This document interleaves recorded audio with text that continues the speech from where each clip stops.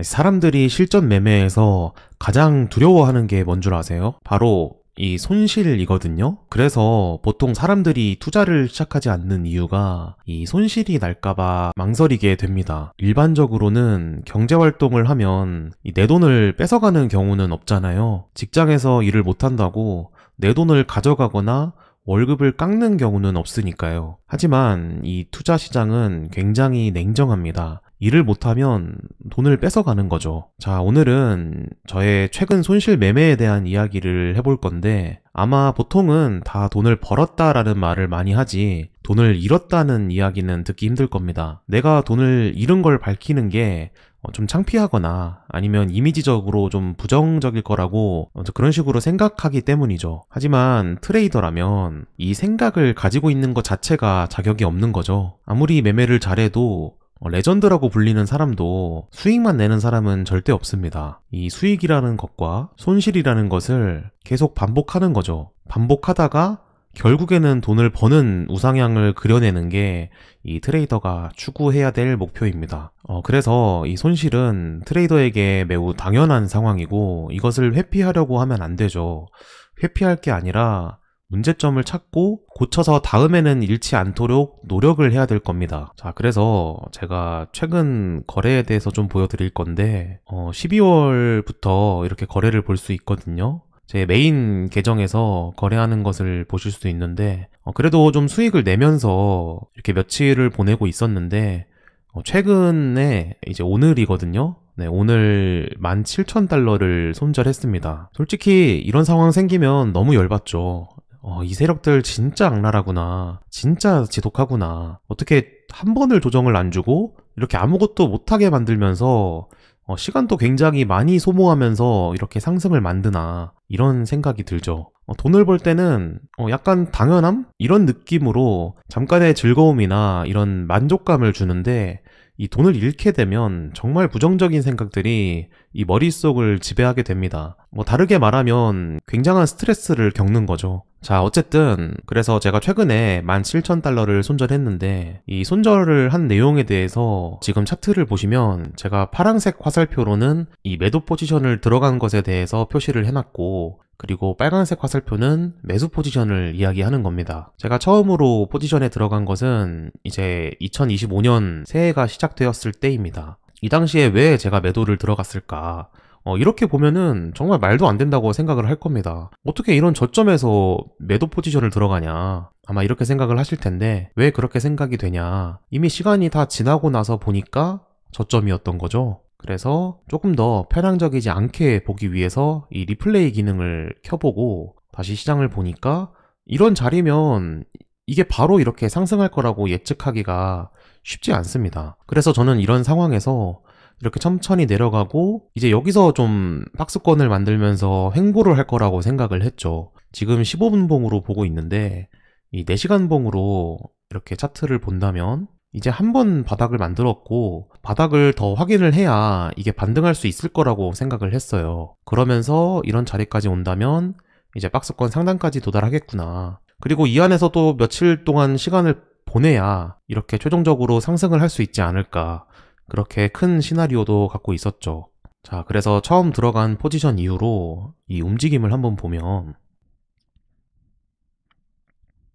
자, 여기까지 왔을 때 저는 솔직히 이때 좀 잘못됐다는 걸 느꼈습니다. 어떤 근거로 잘못됐다고 느꼈냐. 자, 여기서 머물다가 한번 내렸거든요.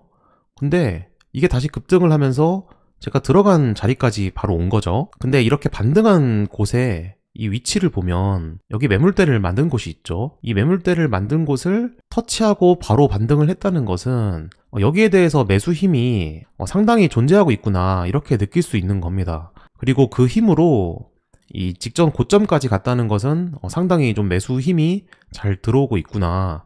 그리고 좀 추세를 크게 보면 여기서 매물대를 만들면서 내려온 것은 맞지만 이 내려오는 하락에 대해서 이 기울기를 보면 저점이 이 내려가는 모습이 그렇게 크지가 않죠.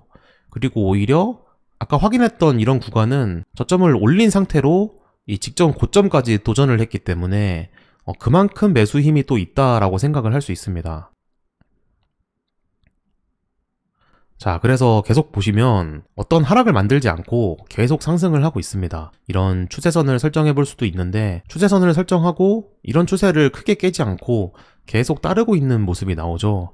사실 이런 자리에서는 정말 손절하기가 힘든 게, 이렇게 오르다가 한번 내리고 다시 오르는 모습이 나와야 이런 자리에서 손절에 대한 고민을 할 수 있거든요. 근데 이런 식으로 계속 추세선을 따라서 오르기만 한다면, 이렇게 저처럼 수동적으로 손절을 결정하는 사람한테는 굉장히 어려운 일이죠. 그래서 왜 손절을 손으로 하냐, 이렇게 생각하실 수도 있습니다.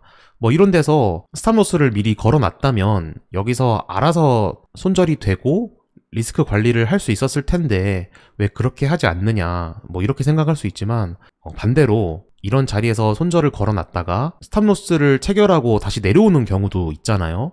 네, 그런 경우에서는 또 반대로 손으로 손절하는 게 낫다, 이렇게 생각할 수 있는 것이기 때문에 이 부분은 정답이 있다기보다는 성향과 이 트레이딩 환경에 따라서 결정해야 될 문제라고 생각합니다. 네, 이런 부분은 과거에도 많이 말씀드렸죠.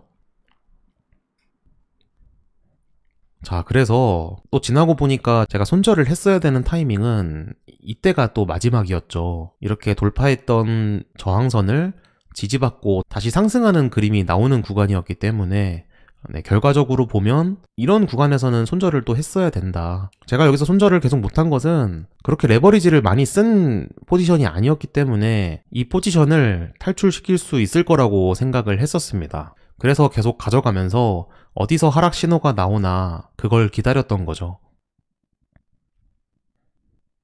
자, 이런 자리도 마찬가지죠. 여기도 보시면 이런 매물대를 크게 깨지 않고 지지하는 모습이 나왔다는 것에 대해서 이 당시에 좀 더 냉정하게 시장을 확인했다면 여기서라도 손절을 했을 텐데, 또 이런 매물대를 한 번에 뚫을 수 있을까? 한 번 더 조정을 주고 그 다음에 상승을 해야 자주 보던 그림이 아닌가? 이런 생각이 계속 들었던 거죠. 그래서 저는 이때까지도 이걸 계속 살리자는 생각밖에 없었고, 손절을 하자는 생각을 많이 안 했습니다. 자, 그래서 이렇게 현재 시장까지 왔는데, 최근에 한 번 더 이런 급등을 보여주었거든요. 이렇게 급등을 보여주고 제가 여기서는 이제 추가 물량을 들어갔습니다. 자, 어떤 자리인지 조금 더 차트를 크게 보면 이제 이런 자리죠. 이런 자리. 네, 이런 자리를 저는 마지막이라고 생각을 하면서 여기서 마지막으로 들어갔는데, 아시다시피 그 다음에는 결국에 손절을 했죠. 네, 몇 시간 안 가서 그냥 손절을 했습니다. 여기서 손절을 한 위치를 보면 여기서 한 번 더 양봉이 나오죠. 그리고 다음 캔들에서 이걸 또 돌파해버리면 다시 한번 또 큰 상승이 나올 것 같다는 생각이 들더라고요. 오랫동안 기다려왔는데 더 이상은 못 참겠다, 그런 생각으로 손절을 했습니다. 자, 그리고 손절을 하고 나서 지금 움직임은 어떠냐? 네, 아직은 이 가격을 지켜주고 있습니다. 지켜주고 있기 때문에 여기서 더 오른다면 저는 손절을 잘 한 게 될 것이고, 결국에 떨어지게 된다면 저는 최고점에서 손절을 한 거죠. 보통 사람들이 자주 겪는 이 최고점에 들어갔다가 최저점에 판다는, 네, 그런 상황이 만들어지게 되는 거죠. 근데 이런 부분에 대해서는 더 이상 깊게 생각할 필요가 없습니다. 어차피 결과적인 거고, 지금 당장도 여기서 상승할지 하락할지 모르잖아요. 모르는 입장이기 때문에 우리가 모르는 걸 가지고 아쉬워할 필요는 없습니다. 그런 아쉬움 때문에 이 손절을 자꾸 못하게 되는 거고, 한쪽으로 너무 편향된 생각을 갖고 있다면 그것도 손절을 막는 방해물이 됩니다. 이번에 제가 큰 손실을 맞은 이유는 두 가지 정도로 정리할 수 있을 것 같아요.